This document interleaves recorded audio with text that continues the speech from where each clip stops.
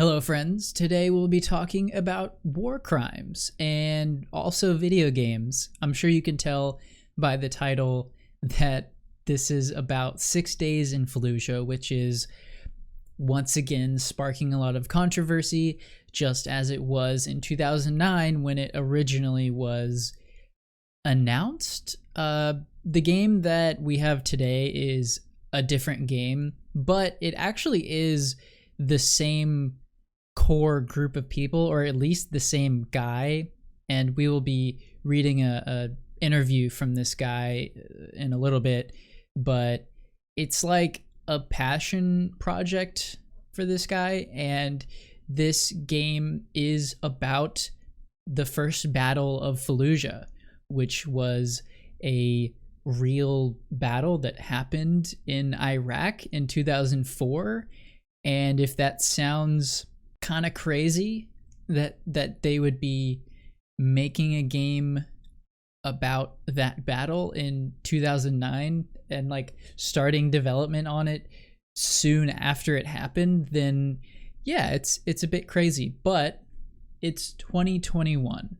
So how has that context changed? Well, let's watch the trailer and judge for ourselves based on what they present us, and then also based on an interview that the, I guess, like lead guy gives.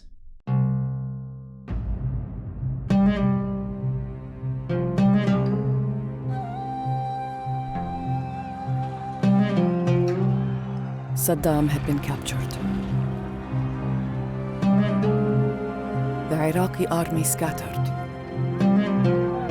Lawlessness and fear gave al-Zarqawi his moment, and he was prepared. They seized Fallujah, and the city was the first to suffer under their black banner. These terrorists were armed to the teeth. No one would fight against them. It had to be stopped, or the country will turn over to Al-Qaeda. Okay. All right. First of all, this first 45 seconds is setting up the game, right? This is a trailer for a video game that we're going to play, and that is their like setup. Now, using your massive gamer brain, tell me why the United States is actually invading this city. There's bad guys there, is basically what they said. I mean, I guess what I'm getting at is we're going to read about the real reason this happened, but if you don't know anything about this and you see these interviews with these people and they come across as like they're trying to tell this story as like they're being genuine, it really rubs me the wrong way. So, well, all right, let's...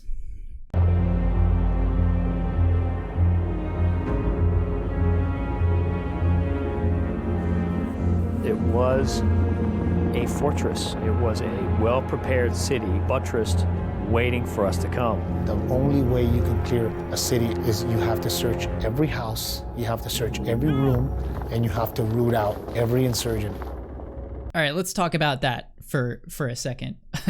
There's just so much to break down here.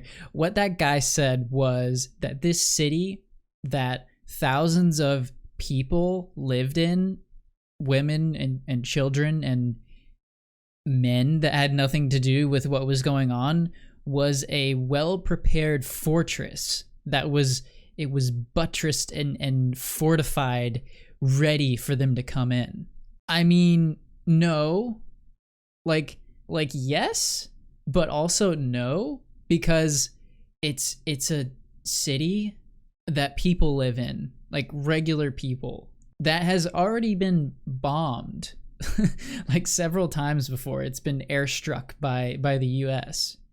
And yes, it is true that this was sort of a hotbed, a magnet for insurgent forces, but as we all know, we kind of armed and partially trained these people these insurgents that we're now fighting, and for what reason? Okay, we'll move on. We'll move on. We sustained hundreds and hundreds of casualties. A third of my battalion was killed or wounded. It was the bunkers they would build inside houses. And you would go in the house, it'd be all quiet. And then they would open up on you or shoot you through a hole in the wall. If they didn't hit you right away with a machine gun, they would draw you all the way back to the back of the house where there's really nowhere to escape. There's such a fear. So you're standing in front of the door. You kick down that door, and there's a sense of relief. Very scary, right? This is they're setting up a horror movie, essentially. What that guy said about they sustained hundreds of casualties that day says nothing about the hundreds of civilian casualties that took place. Yeah, it's a scary thing for you essentially as a kid. I'm sure most of these people were younger than I am right now, and they were invading a city, and they didn't really have a choice in doing so, but we do have a choice in how we portray what happened. And just because they served in the military does not make them heroes. It does not make them what they did a good or heroic thing. They were just doing what they were told. And I'm sure a lot of them didn't want to be there. And it was a scary thing, but you're also invading a city that people live in. So of course they don't really talk about or humanize the place that they're going to. This is a scary fortress that they're entering. This is there's booby traps and guys with guns waiting all over. You only feel it if you survive.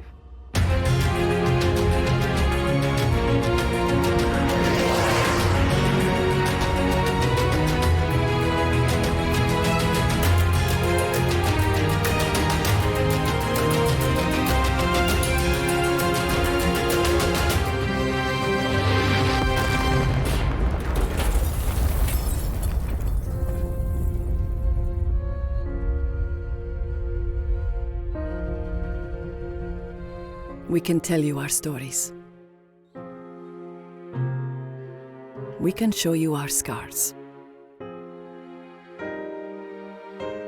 But some moments must be experienced.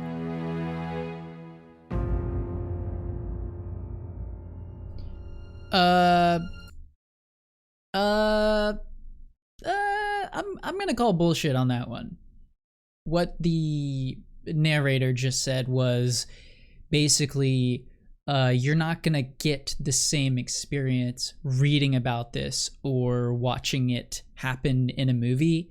That you have to play as a soldier in a video game, recreating this war crime in order to experience it and really understand what happened.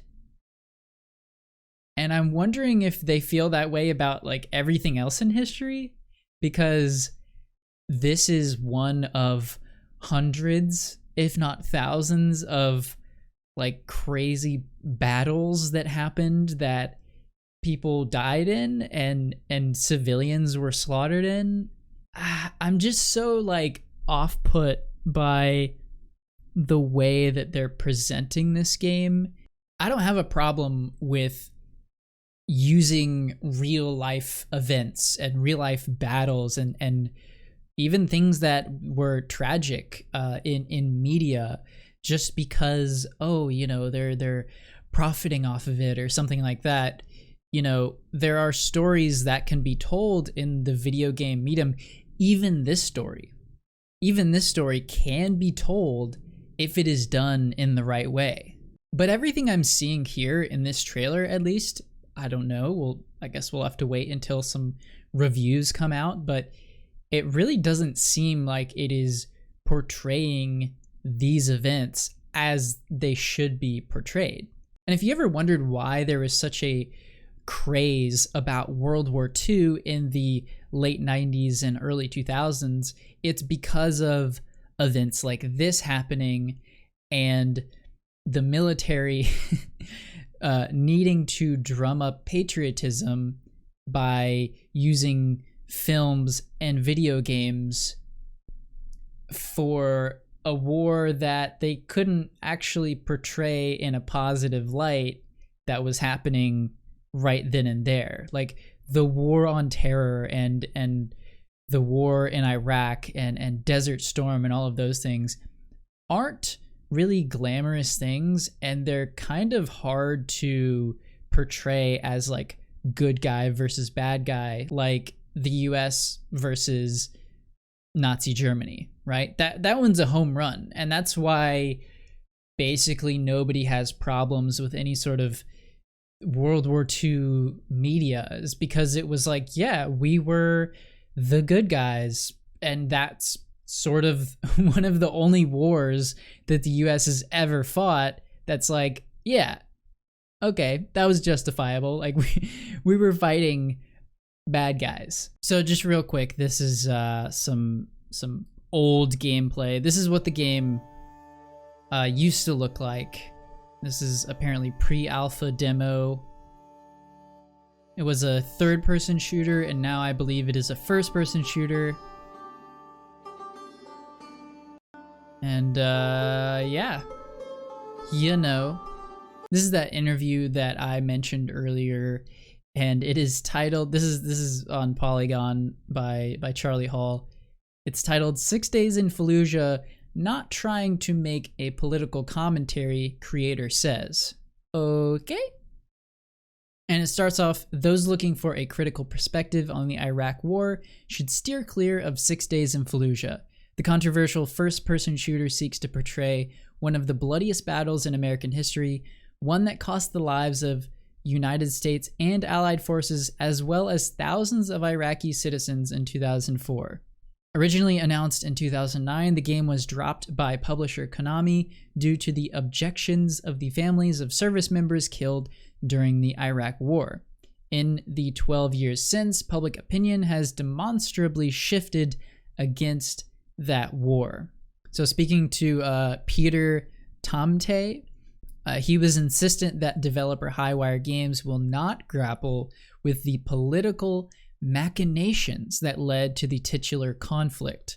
Instead, their first-person shooter will try to engender empathy for American troops in the field for their work destroying the insurgents that dug in throughout Fallujah and for the civilians trapped in between. Quote, I think reasonable people can disagree with that, he told Polygon of his narrative strategy.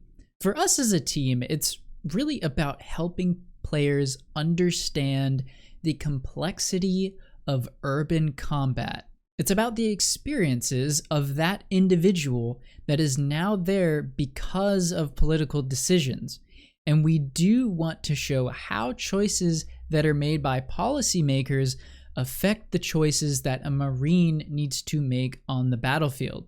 Just as that Marine cannot second guess the choices by the policymakers, we're not trying to make a political commentary about whether or not the war itself was a good or bad idea. Why? Because you easily can, and you probably should. This first part, it's about helping players understand the complexity of urban combat. Do we really need to understand the complexity of urban combat? Is that something that we really need to understand? I understand that experiencing something, quote unquote, in a video game can give you a different perspective, but what that perspective is going for is very important. And it doesn't seem like this perspective that you're giving players is something that is critical of the war, which basically every sort of medium and piece of media about this war should be critical of it. The US military has said that it used, quote, shake and bake tactics, a combination of high explosive and white phosphorus rounds that flushed out insurgents from their hardened bunkers in order to destroy them. But using white phosphorus as a weapon and in close proximity to civilians would seem to contravene the accepted laws of war. Again, Tom Tay isn't interested in litigating what constitutes a war crime. He says, quote, there are things that divide us, and including those really divisive things, I think, distracts people from the human stories. Distracts people from the human stories that we can all identify with. I have two concerns with including phosphorus as a weapon. Number one is that it's not a part of the stories that these guys told us, so I don't have an authentic, factual basis on which to tell that. That's most important. Number two is, I don't want sensational types of things to distract from the parts of that experience. When you set out to make an experience, a movie or whatever, that is, by your own words, you're trying to recreate this experience for players. You're trying to put them in the shoes of these soldiers and what they're going through, but you're not going to include parts of that story because they didn't really want to talk about it. Do you think he asked them about it? And if he did ask him about it, I'm assuming that they didn't want to talk about it because it is absolutely a horrific thing that they did. A lot of times people sort of leave out or block out or just kind of don't talk about certain things in an experience, especially a traumatic one like this, because they might feel guilty or it's just easier for them to grapple with like what happened and what they did if they just exclude that part. It's much easier for these people, the Marines that they're talking to live with themselves if they don't include the depleted uranium and white phosphorus that was used that killed hundreds, if not thousands, of civilians. The challenge of moving house to house, engaging in some of the most violent urban combat since Vietnam, will make up 90% of the game's action. The other 10%, Tom Tay said, will be given over to the story of the city's civilian population. How generous! 10% will be given to the city's civilian population. So it's pretty clear that they're doing this because it's more fun and engaging to play as a guy with a gun rather than someone who doesn't have a gun. And maybe this is about creating an exciting war experience rather than telling the story of this battle. Working with an American journalist in Iraq, whose name is being withheld for their safety, developer Highwire Games has interviewed dozens of civilians who lived through the fighting. Their stories will give the game its parallel storyline, where players will take on the role of a father trying to lead his family to safety. That family story will overlap with US forces in the game. This is an Iraqi civilian who was trying to get his family out of the city during the battle. So the issue that I have with the way that they're portraying this is the US are the good guys because you're going into this city to flush out the insurgents and save the city, which is just not true.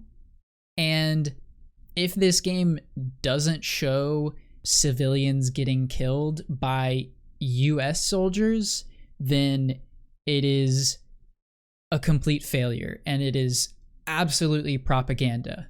A lot of Iraqi civilians were killed. Just people in the Middle East have been killed in the hundreds of thousands. This is IraqBodyCount.org. Now it's pretty morbid, but it is what it is. This is, we have to accept that our country and our tax dollars have gone to killing at least 185,000 Iraqi civilians. It's just, yeah. So there's a good thread on Twitter from @MrMegative. I've organized my thoughts about the revival of 6 Days in Fallujah. I want to approach this through the lens of someone who was in Fallujah during 2004 to 2005, during some of the worst urban combat US forces have ever experienced.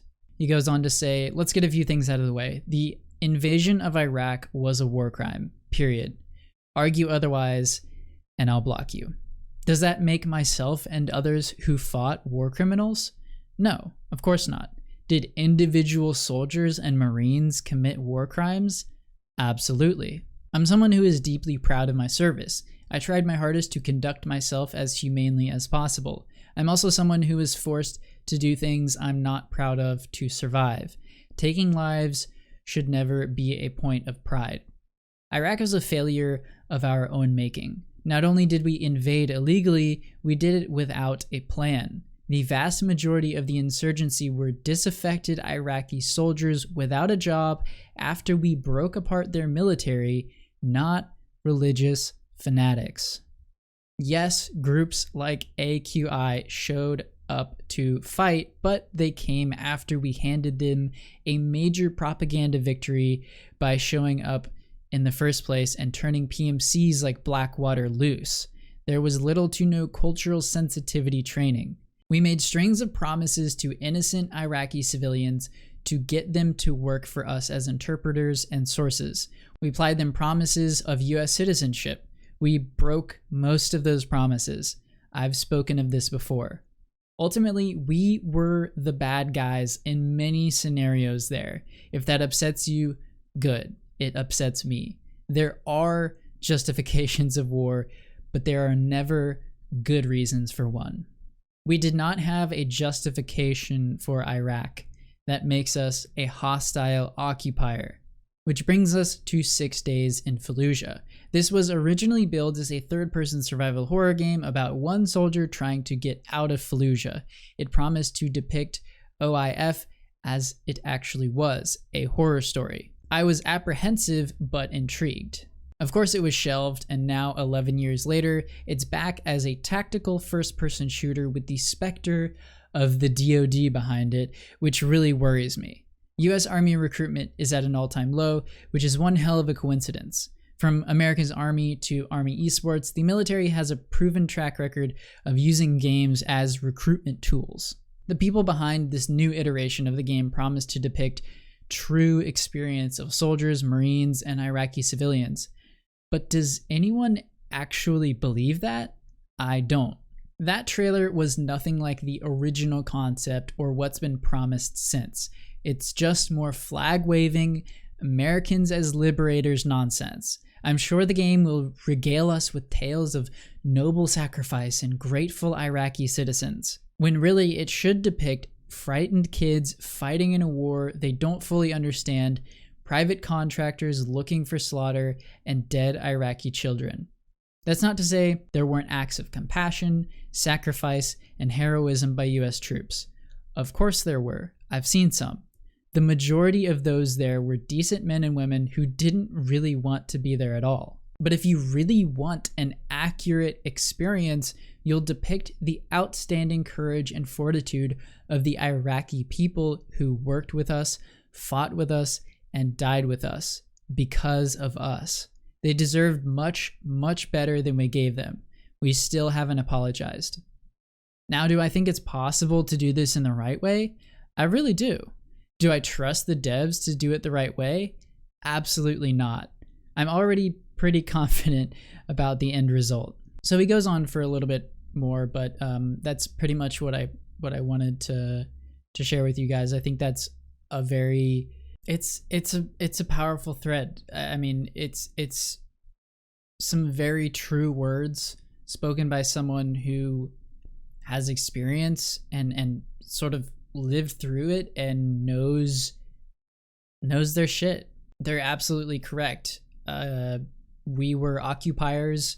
We killed a lot of innocent people, and what we really should be focusing on is like the sacrifices and the people who were affected, and not just the patriotic rah-rah Marines that lived through this horrific event, but also recognizing this as a bad thing, and actually having the balls to say, yes, this was a war crime. Yes, we did do these terrible things, and not to create propaganda, basically.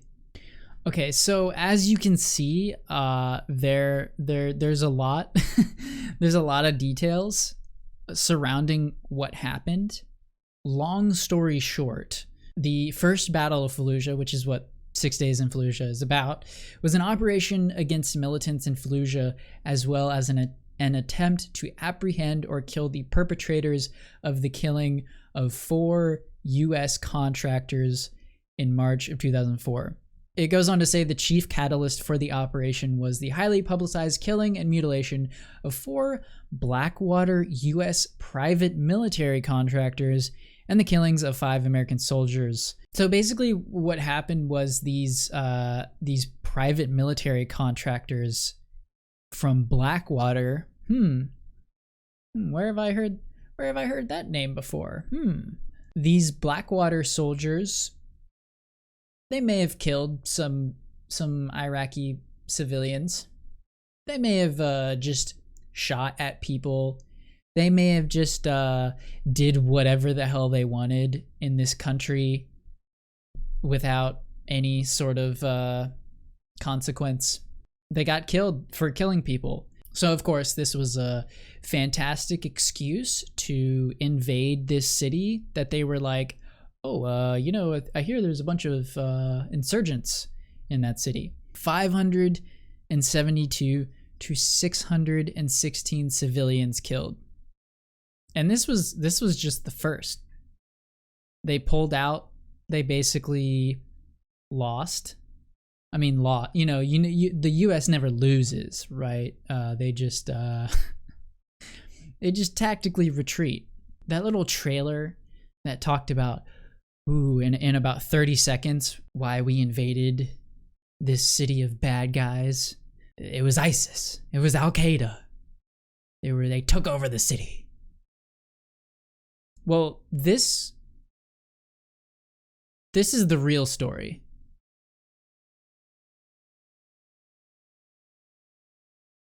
That's the real story. It's complicated. It is messy.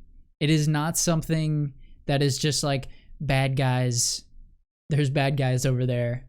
Oh, and in case you wanted a happy ending to this story, Trump pardons Blackwater contractors jailed for massacre of Iraqi civilians. 4 guards fired on unarmed crowd in Baghdad in 2007, killing 14 and sparking outrage over use of private security in war zones. And so Blackwater went on to rebrand itself like twice, but not before, of course, creating a Kinect video game in which you kill terrorists using your hands, using motion controls. Blackwater video game. Very cool. So these guys, real heroes, real great guys. I don't really know how to end an episode like this, but I guess I'll just say it's important that we question things and realize that saying something isn't political is bullshit. And it's just a way to get your propaganda out to more people with less scrutiny. If they came out and said that this was political, then there would be a lot more scrutiny. There would be a lot more criticism. But instead, they can just play dumb. They can say, you know what, we're not questioning this. We're just presenting this to the player and letting them come to their own conclusion. Don't believe that shit. I can almost guarantee you that these people were in part funded by the Department of Defense. Yeah, so are a lot of things. So are most Hollywood action movies. Don't just take things like this and go, ooh, okay. You know, use your brain. Be a inquisitive and questioning person when it comes to your media, and realize that just because someone says that their thing isn't political doesn't make that true at all. Yeah.